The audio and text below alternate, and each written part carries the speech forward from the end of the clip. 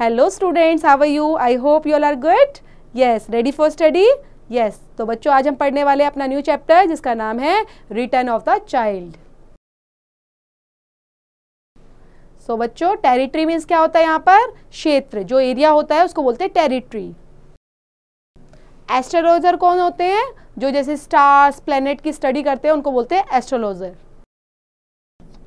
Overthrow करना क्या होता है? रिमूव करना, किसी चीज को खत्म करना। इंटेंशन अपना इरादा है ना, हमारी इंटेंशन ये नहीं है, मतलब हमारा इरादा ऐसा नहीं था, हम ऐसा नहीं सोच रहे थे, तो इंटेंशन बोलते हैं उसको। ओवरलोड करना, जरूरत से ज्यादा वजन डालना, तो ओवरलोड करना। So let's begin students. Cyrus II of Persia is better known as Cyrus the Great. He ruled about 2500 years ago. His wife was very courageous and adventurous. So यह साइरस II जो हैं बच्चे Persia के, उनको better तरीके से जाना जाता है, मतलब काफ़ी लोगों में पॉपुलर हैं वो साइरस। अगर देखा जाए तो कंपेयर किया जाए साइरस द ग्रेट की तुलना में। वो रूल किया उन्होंने कब तक बच्चे? मतलब नियर अबाउट 2500 ईयर्स एगो तक। जो उनकी वाइफ थी बच्चे काफ़ी क्रूशियस थी, मतलब उनको नई नई चीज़ें जानना, पहचानना, एडवेंचरस, मतलब एडवेंचरस होता है नई नई जगह पर जाके एक्सप्लोर करना, वो उनको काफ़ी पसंद था। Cyrus II was the son of King Cambyses I and who ruled Anshan, a state in Persia. His mother was Mandane, who was the daughter of King Augustus. It was how Cyrus' grandfather was Augustus. So यहाँ पर जो Cyrus second थे बच्चे, वो थे किसके? Was the son of king Cambyses के son थे, एंड जिन्होंने रूल किया था किसको? अंशन को रूल किया था। स्टेट ऑफ पर्शिया का नाम है, जिसका नाम है अंशन, ठीक है। और उनकी जो मदर थी बच्चे, उनका नाम था Mandane, who was the daughter of, किसकी डॉटर थी बच्चे? वो किंग अगस्टस की। इट वॉज हाउ द जो साइरस के ग्रैंडफादर हैं उनका नाम क्या था? Augustus. And Augustus was a powerful king who ruled over his very large territory in Persia with an iron hand.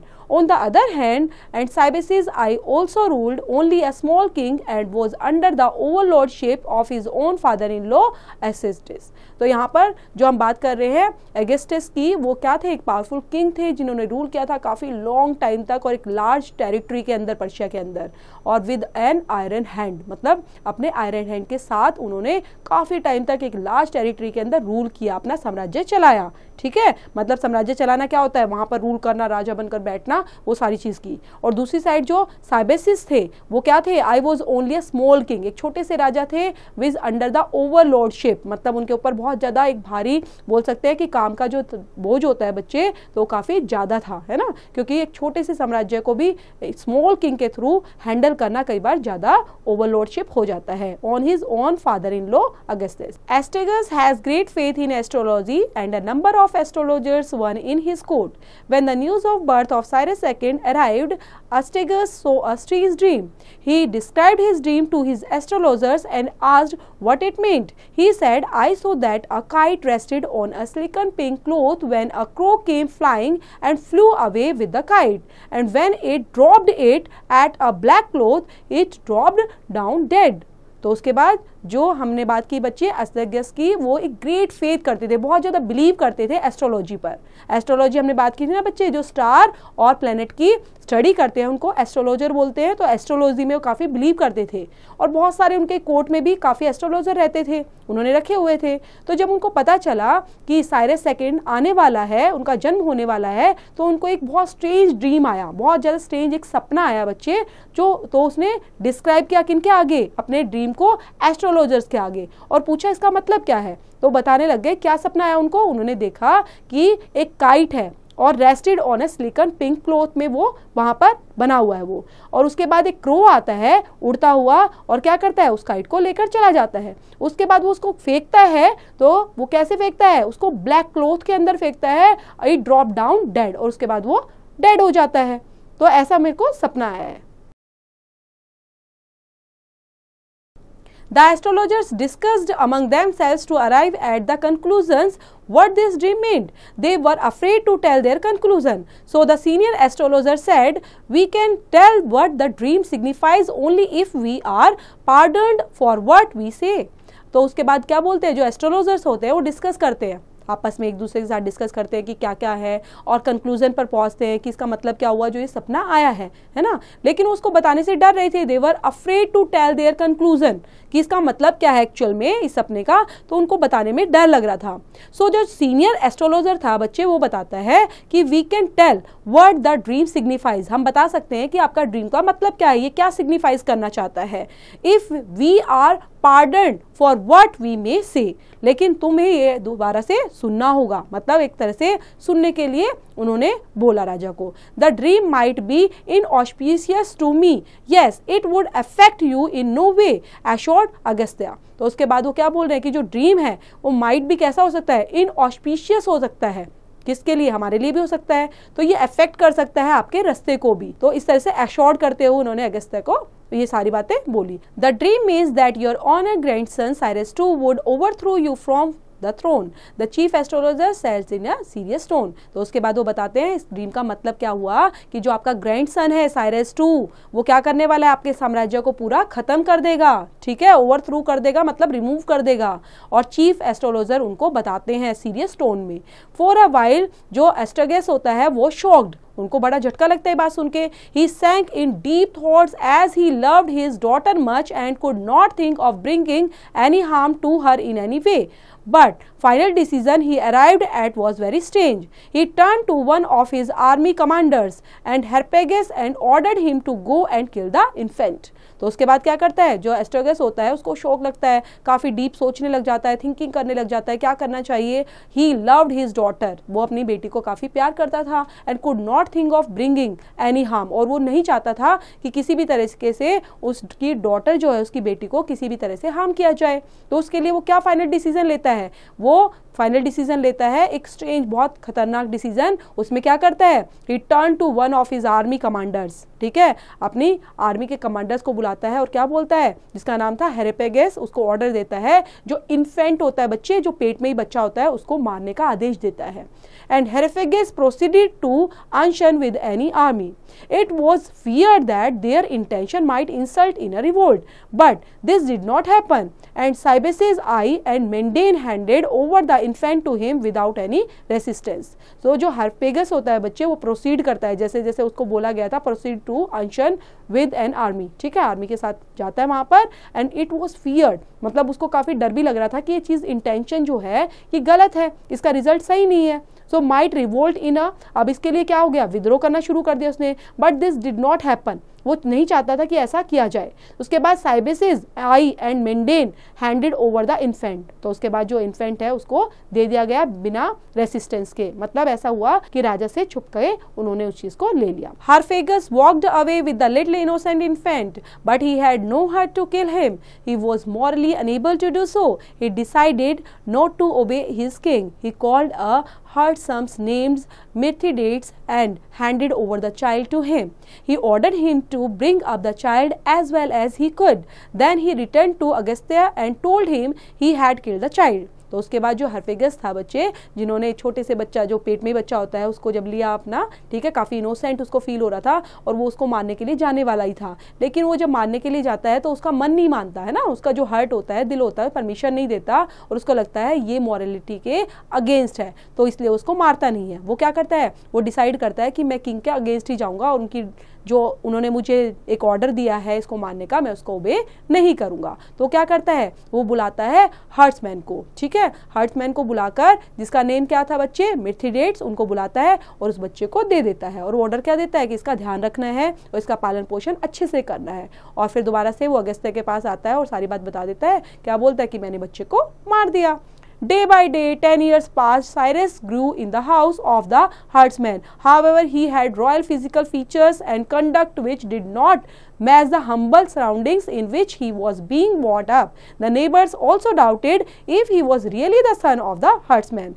So, अब काफ़ी दिन गुजरते चले गए, 10 years पास हो गए। अब 10 years के बाद तो कितना वो बड़ा हो गया साइरस, है ना, धीरे धीरे बड़ा हो रहा था, तो वो हर्ड्समैन के घर में बड़ा होता जा रहा है, लेकिन उसका जो फिजिकल था, रॉयल फिजिकल फीचर्स थे बच्चे, तो कैसे थे, एक रॉयल्टी की तरह, क्योंकि वो तो राजा का बेटा था, वैसा ही वो नजर भी आता था और वैसे उसके हाव भाव भी नजर आते थे। तो पड़ोसी भी कई बार डाउट करते थे क्या सच में ही हर्ड्समैन का बेटा है।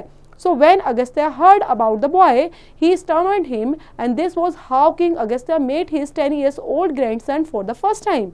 A few questions were put to Mithridates and which brought the truth out. तो उसके बाद जो क्या होता है बच्चे, एस्टेगस होता है, उसको पता चलता है किसके बारे में, उस बच्चे के बारे में, हर्ड अबाउट द बॉय, कि वो कैसा दिखता है. ही समन्ड हिम, उनको क्या करता है, वो उनको बुला लेता है, उस बच्चे को बुलाता है. This was how king Agastya met his 10 years old grandson, और कैसे वो फर्स्ट टाइम अपने 10 साल के जो ग्रैंडसन है उससे वो मिल रहा था. तो कुछ क्वेश्चंस वो पुटअप करता है टू मिथ्रिडेट्स से कि तुम्हें कहाँ से मिला, सच्चाई बताओ, इस तरह से उससे क्वेश्चन पुटअप करता है. The courtiers thought that the king would kill the boy. जो कर्टियस थे, ठीक है, जो मंत्री वगैरह थे और जो लोग थे वो सोच रहे थे शायद इस बच्चे को ये मार देंगे. But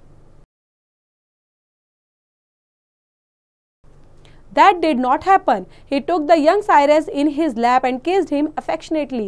He openly declared, even if I were destined to be overthrown by him, so be it. तो उसके बाद क्या बोलते हैं, जैसा वो सोच रहे थे कि इसको मार देंगे तो ऐसा तो नहीं हुआ, बल्कि क्या किया उन्होंने, जो यंग साइरस को अपनी गोद में बिठाया. लैप क्या होता है बच्चे, गोद में बिठाना,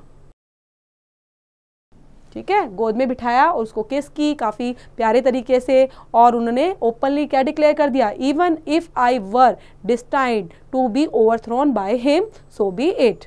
And however Agastya punished Harphagus severely, he also allowed Cyrus to return to his parents and Cybesis and Mendane. उसके बाद क्या होता है, जो एस्टेगस होता है तो एस्टेगस बोलता है, पनिश करता है किसको, हर्फेगस को पनिश करता है, और पनिश करने के बाद उसको अलाउ करता है कि जो साइरस है उसको दोबारा उसके पेरेंट्स को दे दिया जाए. कौन, किसको बच्चे, कैम्बियसिस को और मेंडेन को, उनको वापस दे देना चाहिए. So after his father's death in 559 BC, Cyrus ascended the throne of Anshan. Like his father, he too had to recognize the overlordship of his grandfather, but he himself wanted to become the overlord. He wanted to be a ruler who the people and history would remember for long after he was gone. He started his campaign to extend his territory and influence. He started with the overthrow of overlordship. He defeated his grandfather in a battle and ascended the throne. The predictions had come true. So उसके बाद क्या होता है, जैसे वो बच्चा है उसको सौंप दिया जाता है फादर्स को. अब वहाँ पर उनके फादर की डेथ हो जाती है. कब होती है, किसके बाद, 559 BC के बाद, ठीक है. जो साइरस होता है वो पूरा जो अंशन का साम्राज्य है उसको संभाल लेता है अपने फादर की तरह. उसके बाद वो क्या करने लग जाता है, अपने साम्राज्य का विस्तार करने लग जाता है, लड़ाइयाँ लड़ने लग जाता है. बच्चे जैसे राजा करते हैं वैसे ही करता है ना, तो इस तरह से वो क्या कर रहा है, और धीरे धीरे संभाल लेता है पूरा पद को.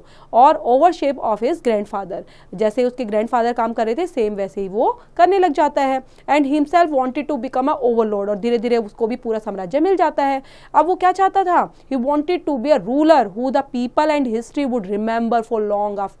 मतलब वो ऐसा साम्राज्य स्थापित करना चाहता था ताकि लोग उसको याद रखे, इतिहास उसको याद रखे, है ना. इतिहास में जब पढ़े तो उसको याद किया जाए. तो काफी टाइम के बाद उसने क्या करना शुरू कर दिया, एक्सपेंड करना शुरू कर दिया, अपने एरिया को बढ़ाना शुरू किया, इन्फ्लुएंस करना शुरू कर दिया, और स्टार्ट कर दिया ओवरथ्रो ऑफ ओवरलॉर्डशिप. और इन चीजों को करते करते करते करते साम्राज्य विस्तार को करते हुए उन्होंने इवन अपने ग्रैंडफादर को ही हरा दिया बैटल में, और सारा का सारा साम्राज्य हड़प लिया. And prediction had come true, और जो प्रिडिक्शन थी कि वो साम्राज्य को ऐसा कर देंगे, तो अब क्या हो चुका था, वो प्रिडिक्शन सच हो चुकी थी. With this victory Cyrus declared himself to the king of the whole of Persia in 550 और 549 BC. He continued to expand his territories. In about 20 years' time, Persia became the largest kingdom on the earth that the world had seen until then. It extended from Turkey, Azerbaijan in the west of Kazakhstan, Kyrgyzstan and Pakistan in the east. Beside the most extensive empire, Cyrus II is also known for his qualities of head and heart. He is known as one of the 100 most influential personality in history. So उसके बाद क्या हुआ, victory, ठीक है, उसने सबको हराते चला गया और अपना साम्राज्य विस्तार करते चला गया साइरस. और उसने डिक्लेयर कर दिया क्या, अपने आप को किंग, ठीक है, होल पर्शिया का, पूरे पर्शिया का अपने आप को राजा डिक्लेयर किया 550 और 549 BC में. और कंटिन्यू वो एक्सपेंड करता रहा अपनी टेरिटरीज को, अपने क्षेत्र को, अपने एरिया को एक्सपेंड बढ़ाता ही चला गया.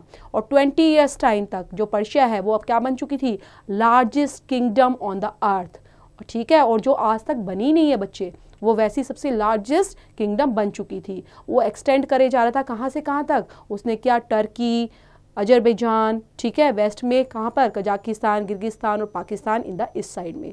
और इतना सारा एक्सटेंसिव एम्पायर होते हुए भी जो साइरस टू था उनको जाना जाता है क्वालिटीज ऑफ हेड और हार्ट के लिए, और इसलिए उनको क्या बोला जाता है, he is known as one of the 100 most influence personality in the history के रूप में उनको जाना जाता है। तो students, this is the end of the stories, और ये बिल्कुल फैक्ट स्टोरी है कि साइरस ने किस तरह से अपने एम्पायर को खड़ा किया और वर्ल्ड में अपना नाम कमाया। तो बच्चे इसको पढ़ेंगे, रीड आउट करेंगे, और इससे रिलेट करती हूँ एक्सरसाइज बच्चे डू योरसेल्फ।